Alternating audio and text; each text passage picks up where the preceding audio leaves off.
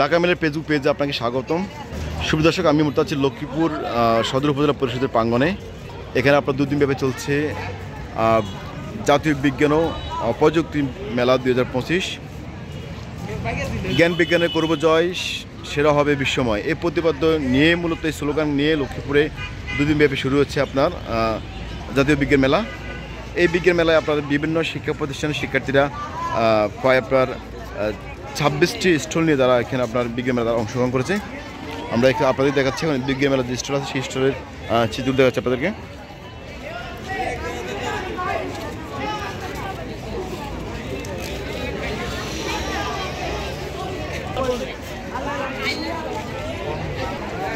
আজ সকালে জেলা প্রশাসক রাজকুমার সরকার এই মেলার উদ্বোধন করেন।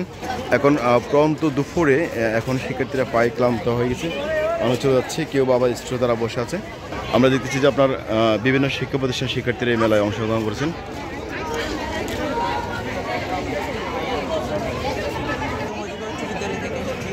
এটা হচ্ছে আমাদের ড্রিপ সেচ, মানে অটোভাবে সেচ হবে। এখানে একটা অটো সেন্সর থাকবে, মানে ওটা হবে মাটির আর্দ্রতা পরিমাপক যন্ত্র। ওটার মাধ্যমে যখন ওটাতে রেড অ্যালার্মটা বাজবে তখন অটোভাবে আমাদের মোটরের মাধ্যমে ট্যাঙ্কে পানি আসবে, তারপর অটোভাবে পানি খেতে সেচ দিবে। যখন পানি সেচ দেওয়া শেষ হয়ে যাবে আর দরকার হবে না, তখন রেড অ্যালার্মটা নিজেই বন্ধ হয়ে যাবে আর পানি সেচ দেওয়া বন্ধ হয়ে যাবে। মানে এটা পুরোটা অটোভাবে। এটা হচ্ছে একটা সৌরজগতের মডেল। এই সূর্যকে কেন্দ্র করে বাকি 8টি গ্রহ ঘুরে, তো আমরা ওই মডেলটা এখানে তৈরি করি।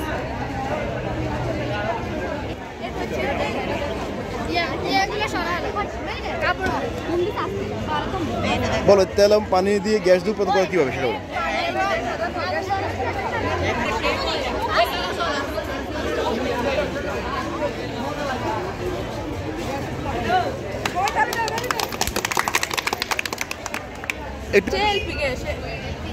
এলপিজি গ্যাস, এখানে পানি এবং আমরা পেট্রোল দিয়ে জ্বালানি গ্যাস হিসেবে এটা রান্নার কাজে বা বিভিন্ন জ্বালানি কাজে ব্যবহার করতে পারবো। বলো। এটা হচ্ছে ভলকানো, আগ্নেয়গিরি। এটা থেকে গ্যাস উৎপন্ন হয় যা আমাদের পরিবেশে লাভা বেরোয়, যা আমাদের পরিবেশের সাথে বায়ু দূষণ করে, পরিবেশের ভারসাম্য নষ্ট করে। তা আমরা এখানে এটা উপস্থাপন করেছি যে পরিবর্তিত আগ্নেয়গিরি এভাবে করলে আমরা যেন প্রস্তুতি নিতে পারি সচেতন। এটা যে পৃথিবীতে আছে তাই, এটা যে পৃথিবীর কোনো প্রান্তে আছে তাই এটা সবাইকে দেখানোর জন্য এখানে একটা মডেল তৈরি করেছে। হ্যাঁ, মানে হ্যাঁ, এটা কাজ কি, এটা কিভাবে তৈরি করছো? এটা হচ্ছে আমাদের বাসায় শহরমুখী আমরা যারা তো নারিকেল গাছ নিয়ে আসি, যার কারণে অনেক সময় নারিকেল গাছ না থাকলে ওদের কীভাবে করতে পারে, প্রয়োজনীয় কাজগুলো করা যায় না, যার ফলে সিলিন্ডার ইউজ করি। গ্রামের মানুষ লাকড়ির চুলা ব্যবহার করে থাকে, কিন্তু মাঝে মাঝে লাকড়ির চুলা ব্যবহার করতে অসুবিধা হয়, ঠান্ডার সময় যে রান্না করে বসে তো করা যায় না, যেন সিলিন্ডার ইউজ করে। তো সিলিন্ডার অনেক বেশি ব্যয়বহুল, আর বর্তমান সময়ে সিলিন্ডার ব্লাস্টের ঘটনাটা আমরা অনেক জায়গায় শুনি। পেট্রোল পাম্পে একটা ব্লাস্ট হয়েছিল, সেরকম বাসায় বসে সিলিন্ডার ব্লাস্ট হয়। কিন্তু আমরা যদি এখানে পানি এবং পেট্রোলের মাধ্যমে গ্যাস না করি তখন এখানে ঝুঁকি কম হয় এবং এটা অনেক বেশি সঞ্চয়। 1000 লিটার আমরা এক মাসে করে চালাতে পারি, যদি সিলিন্ডার কিনে তখন 1400 টাকা লাগে, ওখানে অনেক বেশি সঞ্চয় আর ব্লাস্ট হওয়ার ঝুঁকিটা থাকে। ওরা যারা প্রদর্শন হতে সেটা হচ্ছে মূলত লক্ষ্মীপুর কলেজের উচ্চ বিদ্যালয়ের শিক্ষার্থী, তারা এখন প্র্যাকটিক্যালি আমাদেরকে দেখাচ্ছে।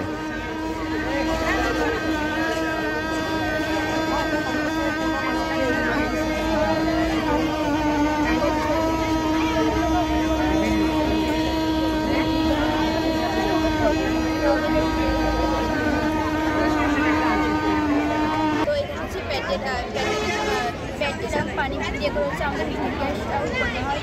তো এটা দিয়ে হচ্ছে আমরা বিভিন্ন জিনিস রান্না করতে পারি। 2 থেকে 300 গ্রাম পেট্রোল দিয়ে হচ্ছে 10 থেকে 12 দিন পর্যন্ত আমরা রান্না করতে পারি, ইচ্ছে মতো যা খুশি তাই রান্না করা যায়। এটি হচ্ছে এটা আমরা এটা চাপ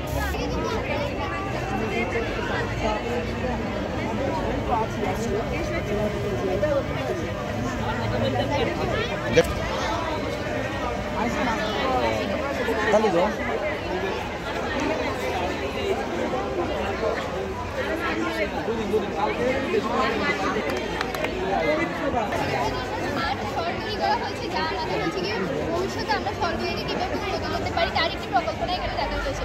এখানে একটি বহুতল ভবন দেখানো হয়েছে, যা হচ্ছে কি আয়ার সিলিন্ডার ব্যবহার করা হয়েছে, যারা অগ্নিকাণ্ড সংঘটিত হলে একটি বার্তা বা সংকেত প্রেরণ করে, এবং এখানে হচ্ছে কি অগ্নি নির্বাপন ব্যবস্থা তৈরি করা হয়েছে।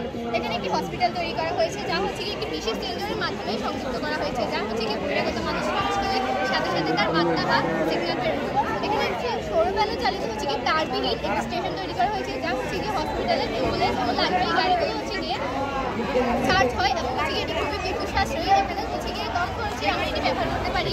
তাছাড়াও আমরা গাড়িতে যে পরিমাণ জ্বালানি ব্যবহার করে তাতে প্রচুর পরিমাণে কার্বন ডাইঅক্সাইড নিঃসৃত হয়, যা হচ্ছে গিয়ে পরিবেশের জন্য খুবই ক্ষতিকর। তাই আমরা যদি এই প্রকল্পটা যদি ভবিষ্যতে বাস্তবায়ন করি, তাহলে আমাদের শহরগুলো আরও উন্নয়নের দিকে ধাবিত হবে এবং হচ্ছে জননিরাপত্তা খুবই বৃদ্ধি পাবে। বিশেষ করে কার্বন ডাইঅক্সাইড যা হচ্ছে কি আমাদের পরিবেশের জন্য খুবই ক্ষতিকর। তার হচ্ছে কি আমরা এখানে কার্বন ডাইঅক্সাইডগুলোকে সামনের মাধ্যমে ছেঁকে হচ্ছে কি এখানে সংরক্ষণ করা হয়। আর এখানে হচ্ছে কি কার্বন ডাইঅক্সাইডকে দুইটা আলাদা করে অক্সিজেন একটাতে হচ্ছে কি আরেকটা হচ্ছে কি কার্বন, আর এখান থেকে হচ্ছে কি পানি যায়, পানি আলাদা হচ্ছে কি একটা হচ্ছে হাইড্রোজেন, একটা হচ্ছে কি অক্সিজেন পরিণত হয়, এবং হচ্ছে কি কার্বন এবং হাইড্রোজেন রাসায়নিক বিক্রিয়ার মাধ্যমে মিথেন উৎপন্ন করা হয়, যা পরবর্তীতে আমরা পুনরায় আবার জ্বালানি হিসেবে কারখানাতে ব্যবহার করতে পারি। আর এই হচ্ছে কি অক্সিজেনগুলো যা হচ্ছে কি আমরা চিকিৎসার ক্ষেত্রে অনেক পরিমাণে ব্যবহার করতে পারি। তাছাড়া এই কার্বন ডাইঅক্সাইড প্রচুর পরিমাণে বৃদ্ধি ফলে আমাদের পরিবেশে খুবই ক্ষতিকর প্রভাব দেখা দিয়েছে এবং তাপমাত্রা বৃদ্ধি পাচ্ছে। আমরা যদি এই রিসাইকেলের মধ্যে ভবিষ্যতে আমরা প্রকল্পনা করি, তাহলে আমাদের পরিবেশের জন্য খুবই ভালো হবে, এবং হচ্ছে গিয়ে পরিবেশের তাপমাত্রা আস্তে আস্তে কমতে থাকবে। আজকে আমরা বিতর্কের উৎসবে আমরা আমাদের স্কুল থেকে 4টি প্রজেক্ট নিয়ে এসেছি। এই 4টি প্রজেক্ট নিয়ে এসেছি। এই 4টি প্রজেক্টের মধ্যে হচ্ছে প্রথমটা হচ্ছে অটোমেটিক রেলগেট স্টপেজ, দ্বিতীয়টি হচ্ছে উইমেন সেফটি ডিভাইস, তৃতীয়টি হচ্ছে পিয়ারলেস সিটি, এবং এটি হচ্ছে ভূতাপীয় বিদ্যুৎ শক্তি। আমরা এখন প্রথমে আমরা উইমেন সেফটি ডিভাইসটাকে একটু বিশ্লেষণ করি। এটা হচ্ছে উইমেনদের সেফটির জন্য, যখন তারা ইপটেসিংয়ের শিকার হবে তখন তারা এটা দ্বারা তাদের যারা দুষ্কৃতকারী তাদেরকে তারা এটা দ্বারা 15 মিনিটের জন্য অজ্ঞান করে রাখতে পারে। প্রতিটা একটি শকে তারা 15 মিনিটের জন্য অজ্ঞান থাকবে, এবং অজ্ঞান থাকা অবস্থায় যদি তারা তাদের বিভিন্ন বাহিনীর সাহায্য নিতে পারবে, যার ফলে তারা সেফ হবে। এটা হচ্ছে উইমেন সেফটি ডিভাইসের কাজ। তারপর হচ্ছে অটোমেটিক রেলগেট সিস্টেম। আচ্ছা, আমরা এটা একটু অন হয়ে নেই। পিয়ারলেস সিটির মধ্যে আমাদের প্রথমে যে আমাদের প্রজেক্টটা আছে, এটা হচ্ছে ধান ক্ষেতের মধ্যে আমাদের সোলার সিস্টেম। এটা হচ্ছে অটোমেটিক সোলার রোটেট। এই সোলারগুলো সূর্যের দিকে থাকবে, সেদিকে রোটেট করবে। এটার কারণ হচ্ছে কি, এখানে যদি আমরা যে ঘাসগুলো বা ফসলগুলো যদি সূর্যের আলো পর্যাপ্ত পরিমাণে না পায়, তখন তার ফসল উৎপাদনে ব্যাহত হবে। তাই সোলার যেগুলো আছে সেগুলো রোটেট করবে, এবং সূর্য যেদিকে যাবে সেদিকে সোলারগুলো যাবে। তারপরে আজকে আমাদের এলিয়েন পার্ক। বর্তমান বিশ্বে এখন সবাই নতুনত্ব বুঝে, এবং নতুনত্বের মধ্যেই আজকে আমাদের এই এলিয়েন পার্ক। সবাই বিনোদনের জন্য প্রায় সবাই ব্যস্ততার মাঝে শুক্রবার শনিবার এইগুলোর মধ্যে তারা বিনোদনের জন্য তারা এলিয়েন পার্কে যেতে পারে। এলিয়েন পার্কের মধ্যে একটি বিশেষত্ব হচ্ছে শিশুরা আমাদের আজকে এলিয়েন বলতে কি বোঝায়, তারা পৃথিবীর বাইরেও যে একটি জগৎ আছে, বড় বিশাল একটি জগৎ আছে, সেটা সম্পর্কে তারা জানতে আগ্রহী হবে, এবং ভবিষ্যতে আমার দেশ থেকে একদিনে আমাদের দেশ থেকে বিজ্ঞানীরা তৈরি হবে। এইসব বিজ্ঞান তৈরি হবে যারা এলিয়েন সম্পর্কে জানবে এবং এলিয়েনকে উদ্ঘাটন করবে। তারপরে আছে আমাদের কার্বন পিউরিফিকেশন। এটা আমরা এবার আমাদের কারখানায় যে কার্বনগুলো উৎপন্ন হয় সেগুলো আমাকে পিউরিফাই করে আমরা খাবার পানিতে পরিণত করব। তারপর হচ্ছে আমাদের জৈব সার কারখানা। আমাদের যে শহরে যে ওয়েস্টেজগুলো আছে সেখান থেকে আমাদের সেই ওয়েস্টেজগুলোর মধ্যে আমাদের যে বাসাবাড়ির নিত্যদিনের যে গার্বেজগুলো, সেখানের মধ্যে আমাদের যে দৈনন্দিন সবজি যে কাটা মানে বাড়তি অংশ সেগুলো থাকে, আমরা সেখানে এই জায়গায় আমরা প্লাস্টিক এবং সেই জৈব উপাদানগুলোকে আলাদা করে জৈব সার কারখানায় শুধু ওগুলো দিয়ে জৈব উপাদান দিয়ে জৈব সার তৈরি করব। তারপর হচ্ছে আমাদের সোলার স্ট্রিটটা হচ্ছে কি, আমরা স্ট্রিটের মধ্যে রাস্তার মধ্যে সোলার বসাবো। আমাদের বর্তমানে 1 বর্গ কিলোমিটার রাস্তায় তৈরি করতে আমাদের 3.5 কোটি টাকা খরচ হয়। যদি সোলার স্ট্রিট তৈরি করা হয় তাহলে 7 কোটি টাকা খরচ হবে। যেহেতু হইতে পারে তার দ্বিগুণ খরচ হবে, কিন্তু এর দ্বারা যে আমরা উপকৃত হব তার সেই দ্বিগুণের থেকে বেশি। আমরা বর্তমানে যে তার রাস্তাগুলো তৈরি হচ্ছে সেখানের মধ্যে আমাদের কার্বনগুলো আমাদের অতিরিক্ত পরিমাণে আমাদের পরিবেশ দূষণ করছে, এই দূষণ থেকে আমরা মুক্ত হব। তারপরে আমাদের যে বিদ্যুৎগুলো উৎপাদন হবে তা আমাদের দেশের অর্থনীতি সমৃদ্ধ করবে। আমাদের উৎপন্ন বিদ্যুৎগুলো আমাদের সাবস্টেশনে যাবে, সাবস্টেশন থেকে আমরা সবগুলো সাবস্টেশন থেকে মেন স্টেশনে যাবে, এই স্টেশন থেকে আমাদের বিদ্যুৎগুলো পুরো শহরে ছড়িয়ে পড়বে। আবার তারপর হচ্ছে আমাদের ভূতাপীয় বিদ্যুৎ শক্তি।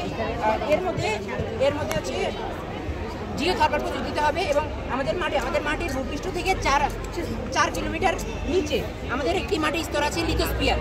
লিথোস্ফিয়ার, সেই মাটির স্তরে উত্তপ্ত মাটির স্তর, সেই স্তরের উপরে আছে পানির স্তর।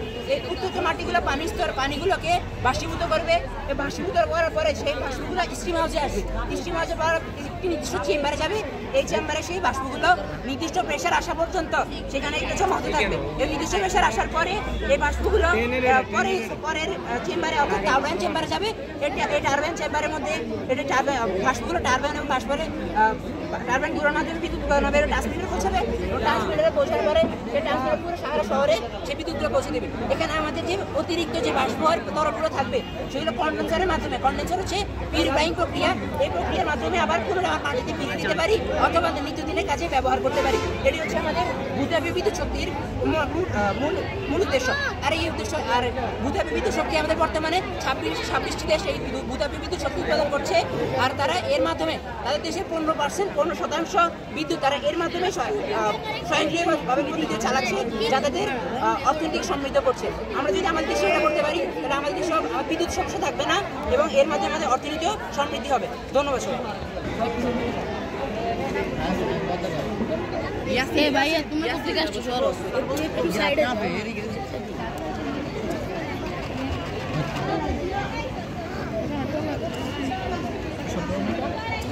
অটোমেটিকলি আমাদের যে স্টপেজ আছে সেটা অটোমেটিকলি পড়বে। আর এর ফলে আমাদের গত 2 বছর আগে আমাদের ভারতে একটি দুর্ঘটনা ঘটেছিল। একটি বাস রেল ট্র্যাকের উপরে এসে প্রায় 50 জন মানুষ নিহত হয়েছে। এই আমরা যদি এই অটোমেটিক, সেখানে দুর্ঘটনার মূল কারণ ছিল রেলম্যান যিনি ছিল তিনি ছিল অসতর্কের কারণে সেদিন 50 জন মানুষ নিহত হয়েছে। আর যদি আমরা এই রেলগেটই ব্যবহার করি তাহলে অটোমেটিকলি স্বয়ংক্রিয় প্রক্রিয়ায় এটি কাজ করবে, যার ফলে আমাদের দুর্ঘটনা কমে আসবে এবং আমরা সেফলি ট্রেন দ্বারা কোনো মানুষের প্রাণঘাতী ঘটবে না। ধন্যবাদ। আমরা দেখতেছি বিভিন্ন শিক্ষা প্রতিষ্ঠানের শিক্ষার্থীরা এই বিজ্ঞান মেলা অংশগ্রহণ করতেছে বা অংশগ্রহণ করছে তারা। আর এই মেলা উদ্বোধন সময় ছিলেন আপনার উপজেলা নির্বাহী কর্মকর্তা জামশেদ আলম রানা। মোহাম্মদ রুবেল হোসেন, ঢাকা মেইল, লক্ষ্মীপুর।